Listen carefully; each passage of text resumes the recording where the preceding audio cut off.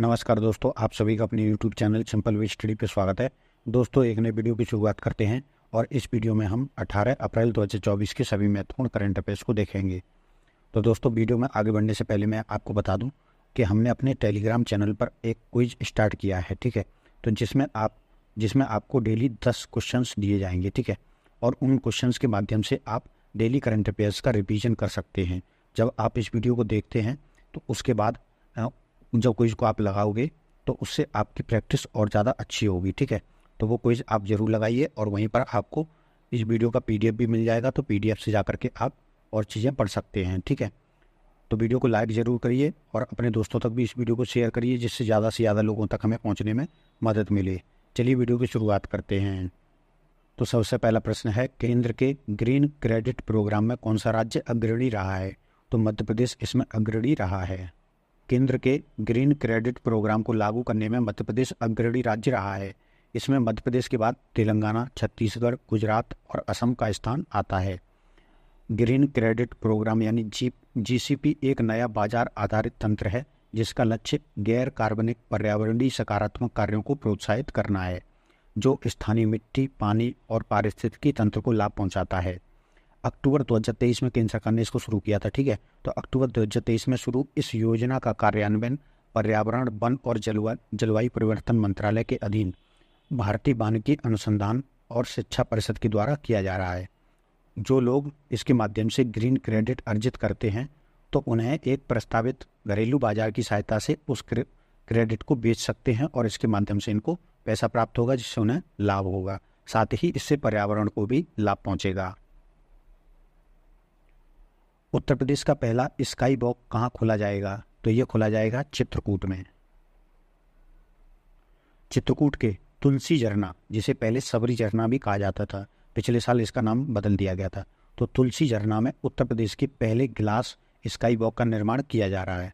भगवान राम के धनुष और तीर की तरह दिखने वाला आकर्षक पुल का निर्माण 3.70 करोड़ रुपए की लागत से कोदंड वन क्षेत्र में इसका निर्माण किया जा रहा है।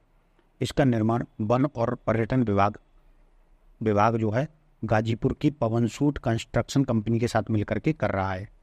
भारत के अन्य स्काई वॉक की बात करें तो सिक्किम में भारत का पहला स्काई वॉक खोला गया था, जिसको सिक्किम स्काई वॉक कहा जाता है। पिछले दिनों बिहार के राजगीर में एक ग्लास ब्रिज शुरू किया गया था, तो बिहार में भी खोला गया है। उसके अलावा केरल के थल्लारियम कांडी में वायनाड ग्लास ब्रिज खोला गया है। तो भारत में अब तक ये 4 ब्रिजों का निर्माण इस तरीके का हो रहा है। अप्रैल 2024 में एयरपोर्ट काउंसिल इंटरनेशनल द्वारा जारी व्यस्ततम एयरपोर्ट की सूची में IGI दिल्ली यानी इंदिरा गांधी अंतर्राष्ट्रीय हवाई अड्डा दिल्ली कौन से स्थान पर रहा है? तो इसमें ये 10वें स्थान पर रहा है। एयरपोर्ट काउंसिल इंटरनेशनल यानी ACI वर्ल्ड के द्वारा जारी की गई सूची के अनुसार दिल्ली एयरपोर्ट 2023 के लिए विश्व के 10 सबसे व्यस्ततम हवाई अड्डों की सूची में शामिल किया गया है। दिल्ली का इंदिरा गांधी इंटरनेशनल एयरपोर्ट इस सूची में 10वें स्थान पर रहा है। इस सूची में अमेरिका का हर्ट्सफील्ड जैक्सन अटलांटा अंतर्राष्ट्रीय हवाई अड्डा सबसे ऊपर रहा है, जबकि दूसरे स्थान पर दुबई का अंतर्राष्ट्रीय हवाई अड्डा रहा है। यहाँ पर आपको विश्व के शीर्ष 10 व्यस्ततम एयरपोर्ट की सूची दी गई है, जिसमें 10वें स्थान पर भारत का अंतर्राष्ट्रीय हवाई अड्डा है दिल्ली का।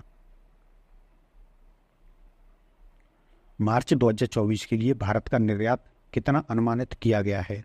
तो ये अनुमानित किया गया है 70.21 बिलियन अमेरिकी डॉलर। वाणिज्य एवं उद्योग मंत्रालय द्वारा 15 अप्रैल 2024 को जारी मार्च 2024 में भारत का कुल निर्यात, यानी जिसमें वस्तुएं और सेवाएं दोनों शामिल हैं, तो ये 70.21 बिलियन अमेरिकी डॉलर रहने का अनुमान लगाया है, क्योंकि ये फाइनल आंकड़े नहीं हैं, ठीक है। ये फाइनल आंकड़े मतलब जब आएंगे तो इसमें बाद में कुछ संशोधन भी हो सकता है। और जो मार्च 2023 की तुलना में इसमें ऋणात्मक वृद्धि देखी गई है, तो ये माइनस के 3.01% कम रहा है, ठीक है। तो कितना रहा है? तो ये रहा है 70.21%, ठीक है। जो कि पिछले उसमें कितना था ये?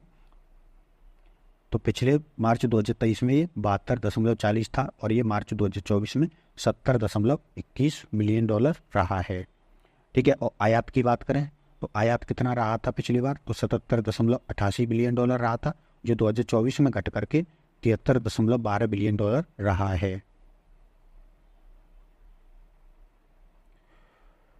तो मार्च 2024 में कुल आयात 73.12 बिलियन अमेरिकी डॉलर होने का अनुमान लगाया गया है, जो मार्च 2023 से माइनस के 6.11% कम है। इससे भारतीय बाजार में विदेशी वस्तुओं और सेवाओं की मांग में गिरावट का पता चलता है, जिसका संपूर्ण अर्थव्यवस्था पर प्रभाव पड़ सकता है। मेनिंजाइटिस वैक्सीन लाने वाला पहला देश बना है, तो ये बना है नाइजीरिया। नाइजीरिया मेनिंजाइटिस के लिए WHO द्वारा अनुशंसित मैन 5CV कंजुगेटिव वैक्सीन टीका लगाने वाला पहला देश बना है। इस वैक्सीन को पात और सीरम इंस्टीट्यूट ऑफ इंडिया, इन दोनों ने मिलकर के 13 साल की साझेदारी के माध्यम से इसको, और यूके सरकार का एक कार्यालय है राष्ट्रमंडल और विकास कार्यालय, इसकी वित्तीय सहायता के माध्यम से इसको विकसित किया है। मेनिंजाइटिस की बात करें तो यह एक संक्रामक या गैर संक्रामक रोग है जो मस्तिष्क के परिधि की प्रदा या आंत्रपट के दौरान होता है। यह रोग अक्सर बुखार, दर्द, सिर दर्द, अत्यधिक थकान और कभी कभी उल्टी के लक्षणों को रूप में दिखाई देता है। गंभीर मामलों में इससे जीवन घातक या मृत्यु भी हो सकती है। भारत के थोक मूल्य सूचकांक यानी WPI के अनुसार मार्च 2024 में थोक महंगाई दर कितनी रही है? ठीक है, तो इसमें जो है 0.53% की वृद्धि दर्ज की गई है।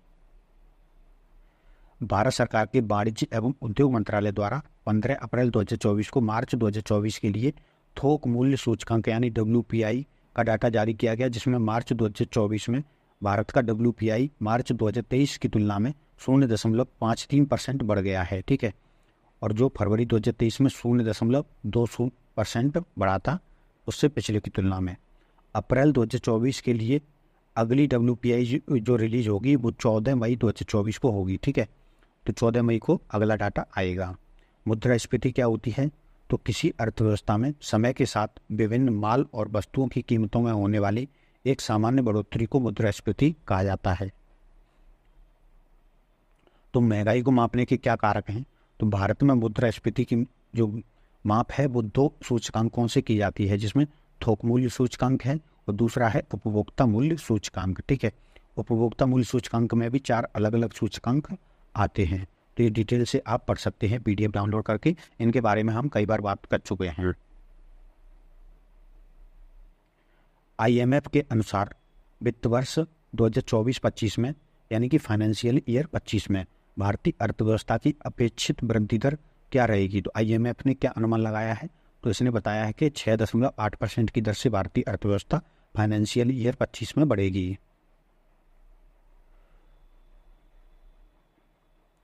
IMF ने 16 अप्रैल को वर्ल्ड इकोनॉमिक आउटलुक रिपोर्ट जारी की, जिसमें चालू वित्त वर्ष यानी फाइनेंशियल ईयर 25 के लिए भारत की GDP वृद्धि का अनुमान पिछले अनुमान से बढ़ा करके 6.8% कर दिया है, जबकि इसने वैश्विक विकास अनुमान को बढ़ा करके 3.2% कर दिया है। ठीक है, तो ये तो आपको याद रखने हैं। साथ ही साथ यहाँ पर हमने एक चार्ट बनाया है जिसमें सभी रेटिंग एजेंसियों के जो अनुमान आए हैं पिछले समय में, तो वो यहाँ पर दिए गए हैं। ठीक है, और यहाँ पर हमने ये कब अपडेट आया है, और ये फाइनेंशियल ईयर 25 यानी वित्त वर्ष 2024-25 के लिए, ये फाइनेंशियल ईयर 24 यानी जो पिछला फाइनेंशियल ईयर गुजरा है उसके लिए इनका क्या अनुमान था, और जो फाइनेंशियल ईयर आने वाला है अब आगे आएगा यानी कि 25-26, तो उसके लिए क्या अनुमान लगाया है। ठीक है, तो ये सभी दिए गए हैं, इनको आप देख सकते हैं, जिसमें IMF ने 16 अप्रैल को ये डाटा जारी किया है, जिसमें फाइनेंशियल ईयर 25 के लिए 6.8% का अनुमान लगाया है, और फाइनेंशियल ईयर 24 के लिए जो पूरा हो गया है उसके लिए 7.8%,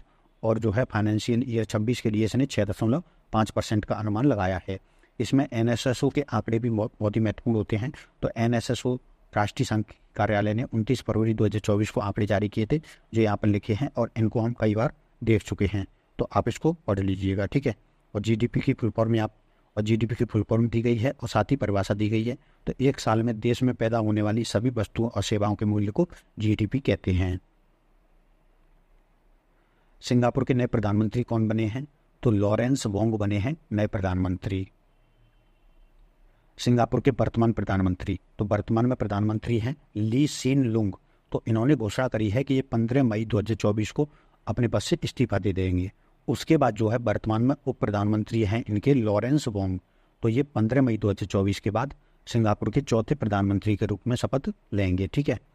आज़ादी के बाद सिंगापुर की राजनीति में पीपुल्स एक्शन पार्टी का वर्चस्व रहा है, जो अभी प्रधानमंत्री इसी पार्टी से जो और सभी प्रधानमंत्री इसी पार्टी से रहे हैं। तो ये किस पार्टी से हैं? तो पीपुल्स एक्शन पार्टी से ये हैं।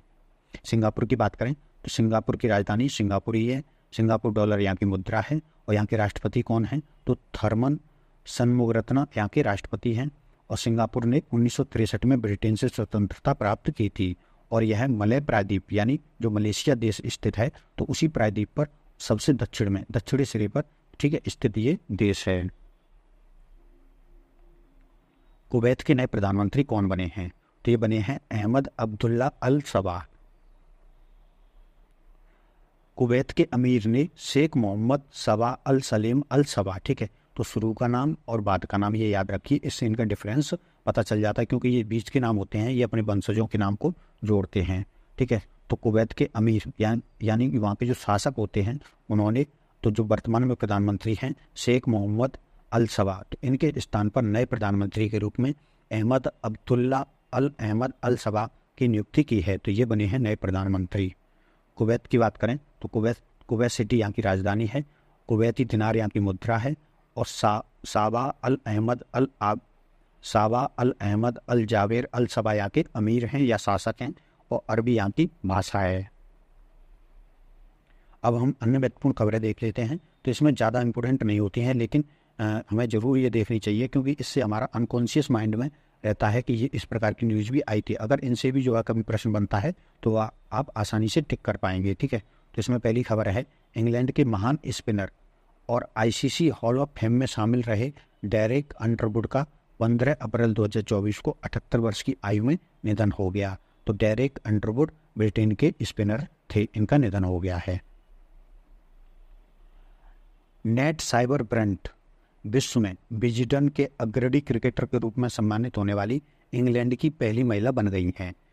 और इससे जो है तो ये महिला वर्ग में बनी हैं। ठीक है। और ऑस्ट्रेलिया के कप्तान पैट कमिंस को पुरुषों की श्रेणी में अग्रणी क्रिकेटर के रूप में विजडन के अग्रणी क्रिकेटर के रूप में शामिल किया गया है। ठीक है।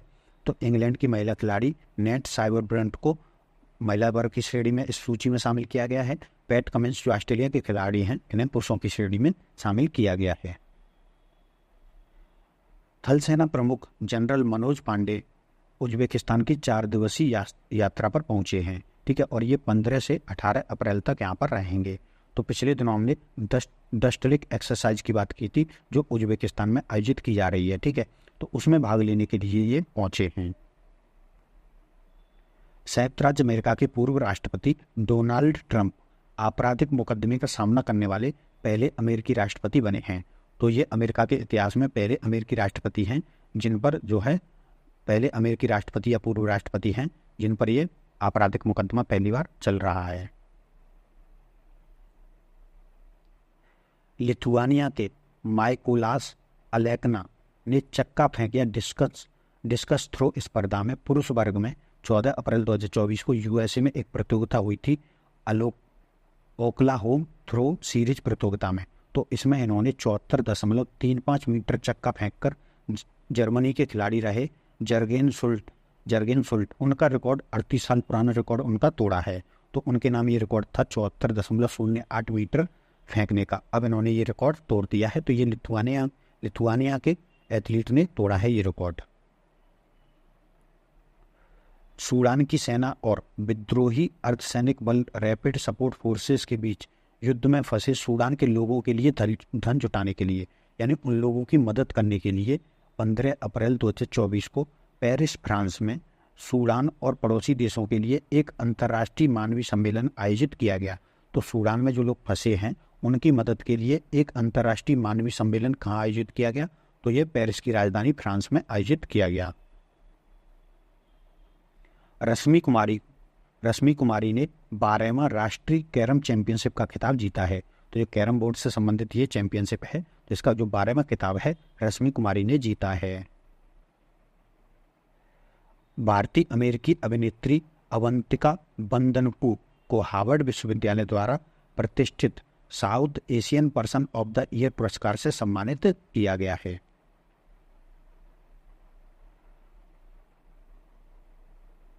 नेपाल के 24 वर्षीय ऑलराउंडर दीपेंद्र सिंह एरी ने कतर के खिलाफ एसीसी पुरुष T20I प्रीमियर कप में खेले गए एक मुकाबले में इन्होंने एक ओवर में 6 छक्के लगाए। ठीक है, तो 6 छक्के लगाने का रिकॉर्ड इन्होंने बनाया है।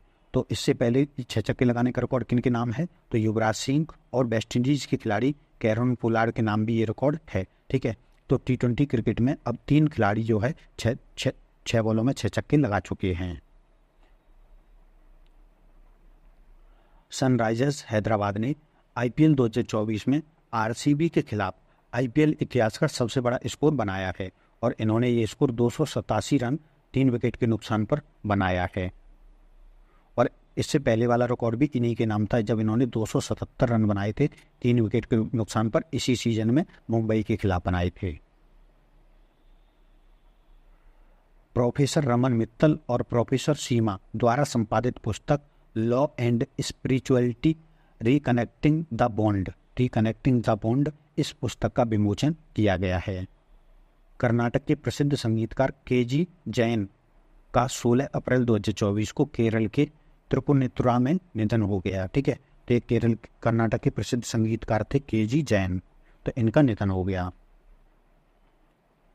भारतीय वायुसेना के सबसे उम्रदराज जीवित pilot squadron leader Dilip Singh Majithia का 103 वर्ष की आयु में उत्तराखंड में निधन हो गया। ठीक, तो दोस्तों ये हमने देखे 18 अप्रैल 2024 के सभी महत्वपूर्ण करंट अफेयर्स। ठीक है, और इतने करंट अफेयर्स हो जाते हैं तो इसको कैसे याद रखें, तो इसके लिए अब हमने क्विज स्टार्ट किया है जो आप हमारे टेलीग्राम चैनल से जुड़ करके वहाँ पर क्विज ज्वाइन कर सकते हैं, क्विज लगा सकते हैं और जो भी आपका स्कोर बनता है उसको आप हमें बता सकते हैं। ठीक है, और वहीं पर आपको इस वीडियो की PDF भी मिल जाएगी, तो PDF भी आप वहाँ से डाउनलोड करके पढ़ सकते हैं। तो दोस्तों इस वीडियो में फिलहाल इतना ही। अगर आपको ये वीडियो पसंद आया है तो वीडियो को लाइक ज़रूर कीजिएगा। ठीक है, जिससे हमारा हौसला इसी प्रकार बना रहे, आगे भी इसी प्रकार अच्छे वीडियो आपके लिए लाते रहें।